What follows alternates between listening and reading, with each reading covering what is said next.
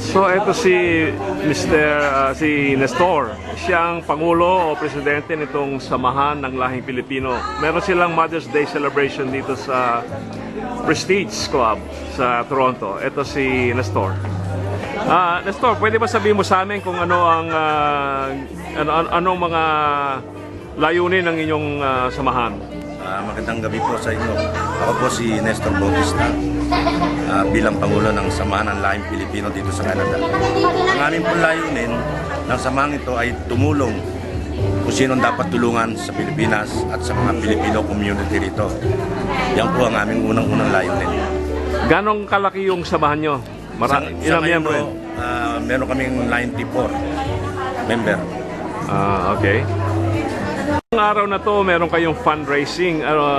Para pondohan ba yung mga activities nyo dito sa Toronto o sa Pilipinas? Para po pondohan ang in case of emergency, meron po kaming dudukutin na padadala sa Pilipinas o dito man sa Canada. Kagaya yung mga project nyo sa Pilipinas, kagaya nun? Bigyan mo kami ng example. Katulad po nung nakarang bagyong Typhoon Ondoy, marami po kaming pinadala bukod sa mga pinadalang mga damit at pera. Pinadala po sa ABS-CBN. Meron ba mga foodstuffs, mga canned goods? Meron po, meron po. Dito naman sa Toronto, ano mga ginagawa ninyo? Dito po sa Toronto, marami po kami natulungan. Yung mga may sakit, may namatayan na hindi pwedeng umayukoy sa Pilipinas dahil TNT, na kailangan ng konting tulong sa pera, bibigay po kami. Pero itong fundraising nyo ngayon tungkol sa Mother's Day, sinabay nyo ba sa Mother's Day yan o ano? Dapat po, nung nakaraang linggo, kuha ko ng busy itong Prestige, may booking, kaya niliban po namin sa araw nito.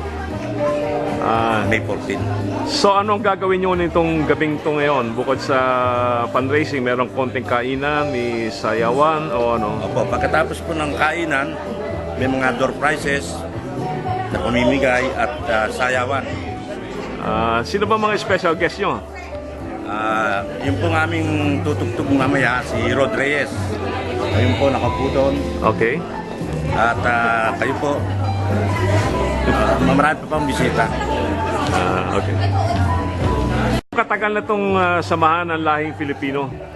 Ito pong Samahang Lahing Pilipino ay 2008 pa ho, sa pamumuno ni Arnel Lopez. In-organize noong 2008? Opo. Okay. So, basta magmula nung itinayo niyan, ang layo ninyo makatulong sa... Okay. Merry Christmas, everybody!